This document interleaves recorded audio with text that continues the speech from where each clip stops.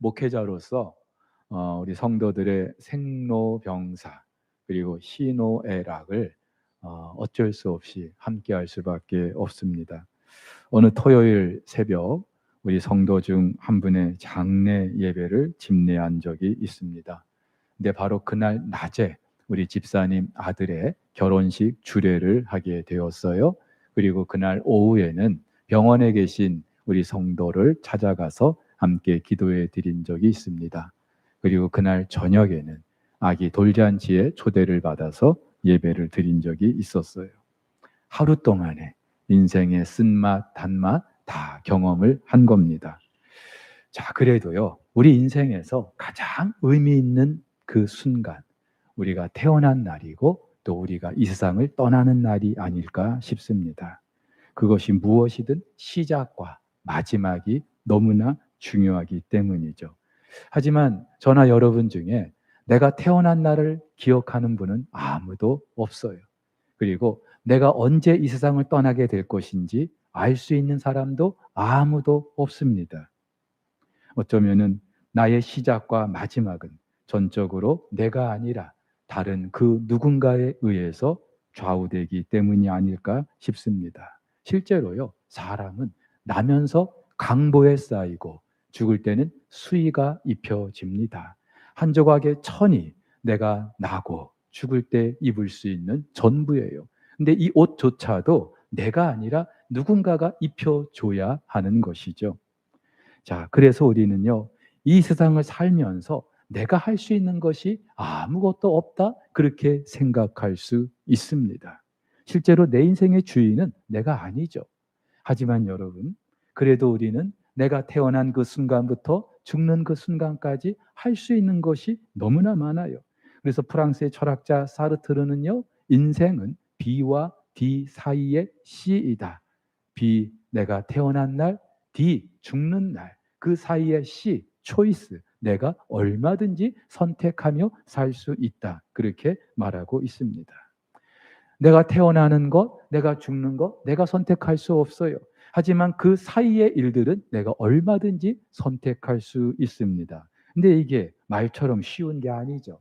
내가 무엇을 선택하는가에 따라서 그 결과가 달라지기 때문에 더 큰 문제는요, 그 결과를 내가 미리 알 수 없다는 거예요. 이 학교에 들어가면 내가 성공할 수 있을까? 이 직업을 선택하면 밥 먹고 살 수 있을까? 이 사람과 결혼하면 내가 행복할 수 있을까? 여기에 투자하면 내 인생, 내 노후를 보장받을 수 있을까? 결과를 알 수가 없어요. 그래서 많은 사람들이 선택을 할 수 있는데도 그 선택의 기로에서 머뭇거리고 있습니다. 하지만 여러분, 결론적으로 여러분들이 무엇을 선택하든지 그것이 무엇이든지 그 결과가 확실하게 보장된 것이 있어요. 주식으로 하면은요, 100%, 200% 아니라 그 이상의 엄청난 수익을 보장받을 수 있는 선택. 무엇보다도 내가 그것을 선택할 때에 내 인생의 행복은 물론이고 나를 지으신 하나님을 기쁘시게 할 수 있는 그 선택. 그것이 과연 무엇이겠습니까? 오늘 우리가 또 한번 맥주감사주의를 지키고 있습니다. 하나님께서는 이스라엘 백성들에게 세 가지 절기를 반드시 지키라고 말씀하셨어요. 다른 많은 절기들이 있어요. 하지만 이 세 절기만큼은 반드시 지켜라. 오늘 우리가 읽은 말씀 가운데 그 세 절기를 말씀하고 있죠. 근데 이 세 절기는요, 그네들의 역사와 아주 밀접한 관련이 있습니다. 유월절, 오늘 성경에는 무교병을 먹는 절기, 무교절이라고 말합니다. 이스라엘 백성들의 출애굽 사건과 관련이 있어요. 그들이 400년 종살이하던 그 애굽에서 나오게 된 날, 그것을 기념하여 지키게 하신 절기가 유월절이죠. 우리나라로 하면은 광복절이 해당이 될 거예요. 또 맥추절이 있습니다. 이 맥추절은요, 이스라엘 백성들이 출애굽했어요. 시내 광야에서 하나님으로부터 율법을 받고 하나님의 언약 백성이 된 것을 기억하면서 기념하는 절기. 우리나라로 하면은 제헌절이라고 말할 수 있겠죠. 또 초막절, 오늘 성경은 수장절이라고 하는데 이 백성들이 이제 하나님 약속하신 그 가나안 땅에 들어가게 된 것을 기념하는 절기죠. 우리나라로 하면은요, 뭐 가을에 추석 또는 한가위 여기에 해당되지 않을까 싶습니다. 자, 그런데 이 절기들은요, 이스라엘의 그 농경 사이클과도 또 관련이 있어요.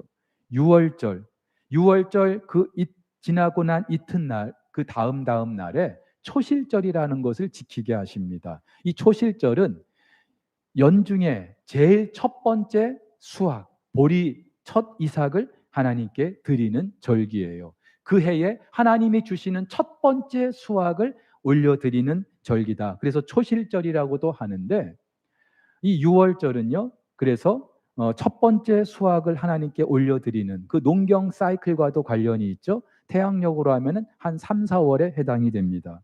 맥추절은 자, 6월절 그때부터 시작된 이제 밀농사, 예, 밀농사를 마치고 하나님께 그 수확물을 드리는 절기예요. 그러니까 중간 추수를 하는 절기죠. 우리나라로 하면은 태양력을 한 6월 정도에 해당이 됩니다. 마지막으로 초막절, 수장절은요, 그 해의 마지막 이제 수확, 포도나 올리브나 무화과 같은 그 마지막 이제 추수를 하고 하나님께 감사하며 지키는 절기예요. 우리나라로 하면은 태양력으로 하면은 한 10월경에 해당하는 절기입니다. 자, 이렇게 말씀드리면 여러분들 중에는 이제 질문이 있을 거예요. 목사님, 그 세 절기 이스라엘에게 지키라고 하신 것 아닙니까? 그런데 왜 우리가 지금 그 절기를 지켜야 합니까? 더군다나 지금은 농경 시대도 아니지 않습니까? 근데 굳이 그 농경 사이클에 맞춰서 우리가 이 절기를 지킬 필요가 뭐가 있습니까? 이렇게 질문하시는 분들도 계실 거예요. 우리가 지켜야 될 우리나라의 절기도 많은데 굳이 뭐 그 이스라엘의 절기까지 우리가 지켜야 합니까? 근데 여러분, 하나님께서 이스라엘을 택하신 것은 그들이 특별해서가 아니라 하나님 당신이 이 역사 가운데 이루실 그 하나님 나라, 그 하나님 나라를 이루실 하나의 샘플로, 모델로 이스라엘을 택하신 거예요. 그리고 그 이스라엘 백성들에게 율법을 주신 것이고 절기를 주신 거예요. 그렇다면은 하나님이 주신 율법이나 절기는 그 백성들에게만 한정된 것이 아니라 하나님 나라를 살아가는 저와 여러분들에게도 여전히 유효한 것이라는 것을 우리가 알 필요가 있어요. 무엇보다도 하나님께서 그들에게 지키게 하신 이 절기는요, 우리들의 인생 여정과도 아주 깊은 관련이 있기 때문에 그래요. 6월절 말씀드린 것처럼 출애굽을 기념하는 절기입니다. 400년 종살이하던 그들이 자유하게 된 날, 해방된 날. 여러분, 영적으로 우리 그리스도인들이 출애굽을 경험한 날이 언제입니까? 구원받은 날이죠. 죄와 사망의 권세에서 하나님의 자녀가 된 그날. 물론 언제 정확하게 몇 년, 몇 월, 몇 시 우리가 구원받았는지 모를 수 있어요. 그리고 내가 영적으로 출애굽한 날, 거듭난 날 사람들마다 다 다를 수 있어요. 하지만 적어도 예수 그리스도를 믿고 하나님의 자녀가 된 사람들은 지난 인생 속에서 영적으로 출애굽한 날, 거듭난 날이 분명히 있는 줄 믿으시기를 바랍니다. 자, 아울러서 세 번째로 지켜야 했던 이 초막절, 수장절은 영적으로 가나안, 다시 말해서 하나님 나라에서 지키는 절기라고 말씀드릴 수 있어요. 실제로 이스라엘 백성들은 출애굽해서 광야를 지나고 이제 하나님 예비하신 그 가나안에 들어가서 그 해에 그들이 그 땅을 기경해서 농사한 걸 가지고 하나님께 절기를 지켰어요. 저와 여러분들이 영적으로 거듭나서 이제 하나님 예비하신 그 영적 가나안, 하나님 나라에 들어가서 우리는 영원토록 우리를 구원하신 그 하나님을 찬양하고 감사하며 예배하게 될 줄로 믿습니다. 자, 그렇다면 여러분 한번 생각해 보세요. 6월절은 출애굽과 관련이 있어요. 초막절은 가나안과 관련이 있어요. 그러면 그 중간에 이 맥추절은 무엇과 관련이 있을까요? 그 맥추절이 의미하는 것은 바로 광야입니다. 광야. 출애굽한 이스라엘 백성들 치고 가나안에 들어가기까지 40년 그 광야 여정을 지나지 않은 사람은 아무도 없어요. 시간이 지남에 따라서 애굽에서 더 가까운지 아니면 가나안에서 더 가까운지 그 차이는 있을지언정 누구라도 광야를 지날 수밖에 없었습니다. 그렇다면은 영적으로 거듭난 저와 여러분들이 예비된 하나님 나라를 들어가기 이전에 지나야 할 것, 바로 이 생의 한 복판이에요. 광야와 같은 이 생을 지나게 되는 거예요. 그리고 이 광야와 같은 삶의 한 복판에서 하나님께서는 이 맥추절을 지키게 하시는 겁니다. 두 가지 이유가 있어요. 하나는요, 과거를 돌아보기 위함이에요. 과거를 회상하기 위함입니다. 여러분, 과거 지향적인 것은 바람직하지 않죠. 특별히 우리 어르신들 이제 연세가 들어가면서 앞으로 뭐 내 인생 기대할 게 뭐가 있냐 그러시면서 과거 이야기, 왕년에 말이야 내가 이랬어 하면서 과거 이야기를 이렇게 꺼내서 이야기하는 분들이 참 많아요. 물론 그 과거 이야기하는 것도 참 감사하지만은, 그러나 여러분, 우리 젊은이들은요 과거 이야기 별로 안 해요. 앞으로 내가 어떻게 할 것인가, 앞으로 내 인생이 어떻게 될 것인가. 사랑하는 우리 석포교회 성도 여러분, 아무리 내 나이가 많다 할지라도, 하나님 부르실 날이 얼마 남지 않았다 할지라도 늙은이는 꿈을 꿀 것이라고 말씀하신 그 말씀대로 여러분들의 남은 평생 꿈꾸면서 그렇게 살 수 있기를 축복합니다. 하지만 여러분, 그래도 과거를 돌아보는 것은 의미가 있어요. 왜냐하면은 지난 그 과거, 하나님께서 나를 어떻게 사랑하셨고 여기까지 인도하셨는지 그것을 우리가 다 더듬어 볼 수 있기 때문에. 여러분들 중에 다시 과거로 돌아가고 싶은 분 제가 여쭤보면 과연 얼마나 될까요? 학창 시절에는요, 조금 더 몇 년, 좀 더 내가 뒤로 돌아갔으면 참 좋았겠다. 그래서 내가 실수하지 않고 그렇게 내 인생을 좀 제대로 설계해가지고 그렇게 살아보고 싶은 그런 마음도 있었어요. 근데요, 지금 저보러 다시 과거로 돌아가고 싶냐? 그러면은 저는 아니요. 그렇게 대답할 거예요. 저뿐만이 아니라 여러분도 마찬가지일 거예요. 왜요? 지나간 그 과거가 너무 힘들었기 때문에, 고달팠기 때문에, 죽도록 힘들었기 때문에, 생각도 하기 싫은 그런 과거가 있기 때문에. 근데 여러분, 우리의 과거가 그렇다 할지라도 중요한 것은 그 시간, 그 어느 것 하나 우리 하나님께서 우리를 보살피지 않은 적이 없고요. 우리의 발걸음을 여기까지 인도해 주신 줄 믿으시기를 바랍니다. 이스라엘 백성들 출애굽했어요. 그들이 다시 애굽으로 돌아가고 싶었을까요? 아니죠. 근데 출애굽했어도 여전히 그들이 지나야 하는 곳은 광야예요. 하지만 여러분, 비록 광야는 지나고 있어도 그들에게 달라진 것이 있어요. 그네들의 신분이 달라졌고 정체가 달라졌어요. 애굽에 있을 때는요, 그저 종이었고 노예였을 뿐이에요. 하지만 그들이 비록 광야를 지나고 있어도 그들은 하나님의 백성으로, 언약 백성으로 달라진 그 신분을 가지고 광야를 지나게 되었던 것이죠. 저와 여러분도 마찬가지입니다. 비록 우리가 사는 이 세상이 여전히 광야 같아요. 여전히 힘들고 앞이 보이지 않아요. 하지만 적어도 영적으로 거듭난 하나님의 사람들은 저 가나안 땅에 이르기까지 달라진 하나님의 백성이라는, 하나님의 자녀라는 그 신분을 가지고 살게 되는 줄 믿으시기를 바랍니다. 그리고 그 하나님의 백성들 광야에서 그 40년 동안 어떻게 하셨어요? 불기둥 구름기둥으로 그들을 인도하셨어요. 만나와 메추라기로 그들을 먹이셨어요. 그러면서 지난 40년 모세가 고백하잖아요. 하나님의 은혜였다고. 하나님의 은혜였다고. 저와 여러분들도 한 번쯤 시간을 내서 지나간 인생을 한번 쭉 더듬어 보세요. 한번 노트에 기록해 보세요. 그러면서 우리도 고백하지 않을 수 없을 거예요. 하나님, 한 번도 나를 실망시킨 적 없으시군요. 지나온 모든 인생 그 어느 것 하나 주의 손길이 안 미친 것이 하나도 없군요. 저와 여러분들도 고백하게 될 줄로 믿습니다. 자, 그런데 여러분, 우리가 이 맥주절을 지키면서 해야 될 것이 또 하나 있어요. 또 맥주절을 지키게 하시는 그 이유가 있어요. 과거를 돌아보게 하시는 이유가 있어요. 우리의 미래를 소망하기 위함 때문입니다. 간혹 그런 생각이 들 때가 있어요. 내 앞으로의 미래는 어떻게 될까? 특별히 여러분들 중에 어떤 고치지 못할 병에 걸린 분들, 아직 아이들이 어린데 내 걱정보다도 누구 걱정합니까? 우리 자녀들.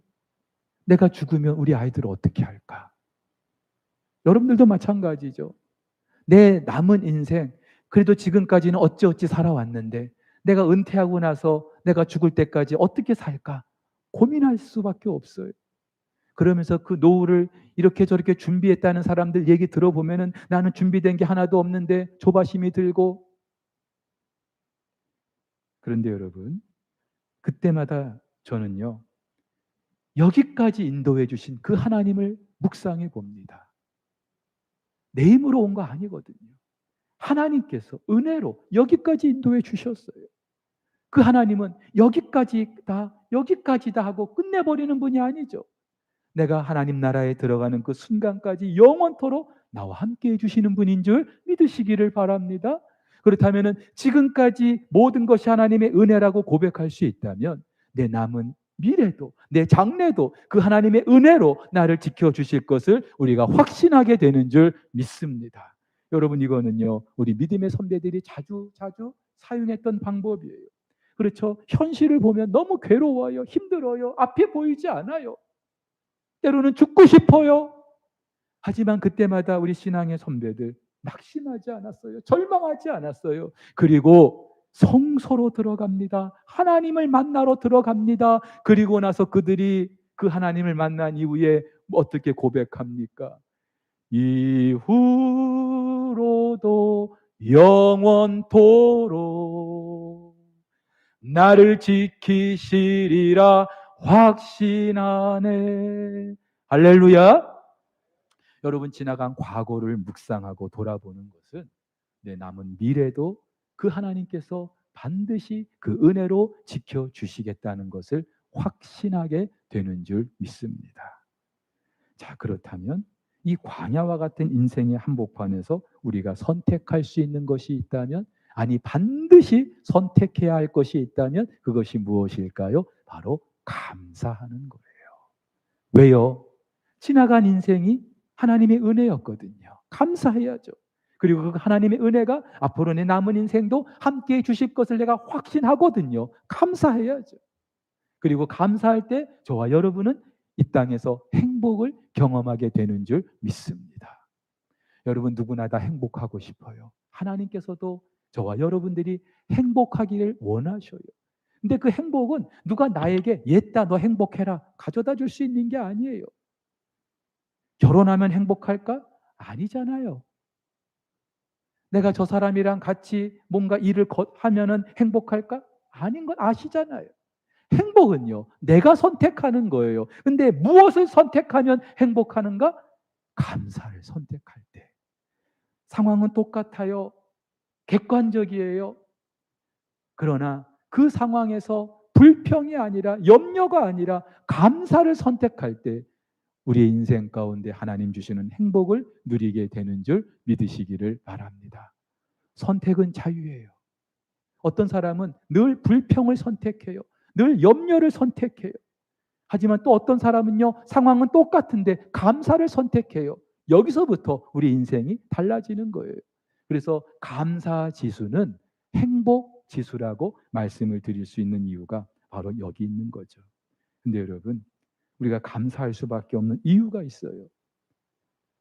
우리 인생 가운데 개입하시는 그 하나님은 선하신 분이고 신실하신 분이고 지나간 인생이 그렇듯이 모든 것이 합력하여 선을 이루시는 분이기 때문인 줄로 믿습니다. 그랬잖아요. 지나간 인생 그랬잖아요. 그때는 죽고 싶었는데 정말로 견딜 수 없었는데 그런데도 하나님께서는 그 사건 하나하나 다 모으고 모아서 합력해서 오늘 여기까지 우리를 인도해 주셨잖아요. 그렇다면 그 하나님께서 또 우리의 남은 인생도 그렇게 인도해 주실 것을 우리는 믿기 때문에 감사하지 않을 수 없는 거죠. 무엇보다도 더 현실적인 이유가 있어요. 하나님은 우리의 감사로 우리 인생의 문을 열어주시는 분이기 때문인 줄로 믿습니다. 불평하고 원망할 때는요, 하나님도 모른 채 하실 거예요. 하지만 누가 봐도 하나님도 인정하실 만한 그런 상황이라 할지라도 일부러 의도적으로 목숨 걸고 감사를 선택할 때 하나님께서 그 감사의 고백을 들으시고 우리 인생의 문을 활짝 열어주시는 줄 믿으시기를 바랍니다. 이런 거예요. 스티브 도나유라는 사람이 사막을 건너는 6가지 방법이라는 책을 펴냈어요. 이분이 실제로 이집트의 그 아프리카의 사하라 사막을 횡단하면서 경험한 것들을 책으로 펴낸 거예요. 그러면서 우리 인생 때로는 뭐 산을 오르는 것처럼 여겨지지만 그러나 사실은 끝을 알 수 없는 사막을 지나는 것과 같다. 우리가 인생을 어떻게 지날 수 있을까? 이분이 첫 번째로 말하는 것이 바로 지도를 보지 말고 나침반을 보고 가라는 거예요. 그렇죠? 사막은요, 너무나 변화무쌍해요. 어제까지 있었던 산이 없어지고 없었던 산이 생기기도 하고 그것이 사막이에요. 우리 인생도 마찬가지. 변화무쌍해요. 예측을 할 수가 없어요. 그래서 지도 가지고 그 사막을 가다 보면은 실패할 수밖에 없어요. 하지만 가고자 하는 그 방향을 가리키는 그 나침반을 보고 갈 때에 우리는 목적지까지 갈 수 있게 되는 거죠. 여러분, 그렇다면 우리 그리스도인들이 가져야 될 나침반 무엇일까요? 이스라엘 백성들은 광야에서 하나님의 불기둥 구름기둥으로 광야를 지날 수 있었어요. 다른 거 없어도 하나님의 불기둥 구름기둥만 보고 그 길을 알 수 없는, 끝을 알 수 없는 광야를 지났어요. 우리 그리스도인들에게 이 불기둥 구름기둥 무엇일까요? 하나님의 말씀인 줄로 믿습니다. 그래서 시편 기자도 고백하잖아요. 주의 말씀은 내 발의 등이요 내 길의 빛입니다. 하나님 말씀을 멀리하고 내 생각대로 내 뜻대로 가고자 하면은요, 우리는 반드시 실패할 수밖에 없어요. 그러나 말씀 붙들고 말씀이 이끄는 대로 순종할 때 저와 여러분들은 목적지까지 가게 될 줄로 믿습니다. 근데 또 하나 우리가 이 광야를 지나면서 선택해야 될 것, 감사예요. 감사. 말씀드렸어요? 감사는 우리 인생의 문을 열어주기 때문에. 여러분이 한번 실험을 해보세요. 무조건 감사했을 때 여러분의 삶이 어떻게 달라지는지. 올 초에 시작하면서 감사일기 쓰신 분들 계실 거예요. 그런데 시간이 지나면서 감사일기 중간에 포기하신 분들도 더러 계실 거예요. 감사할 게 너무 없어서, 내 인생이 너무나 힘들어서. 하지만 여러분, 그래도 다시 시작해 보세요. 의도적으로 감사를 선택해 보세요. 하나님께서 그 감사를 통하여 여러분의 인생을 새롭게 열어 주실 줄로 믿습니다. 여러분, 광야를 지나는 법은요, 감사하는 거예요. 감사하는 거예요. 감사할 거리가 없어도 감사하는 거예요. 특별히 우리 그리스도인들은요, 영적으로 거듭남, 출애굽을 경험했고 또 하나님이 약속되어 있기 때문에 우리의 시작과 마지막은요, 우리 하나님의 그 손에 붙들려 있고 하나님께서 멋지게 우리를 사용해 주실 것이기 때문에 또 한 번의 맥주감사주의를 맞이하면서 감사를 선택하고자 결단할 수 있는 저와 여러분 될 수 있기를 주님의 이름으로 축복합니다.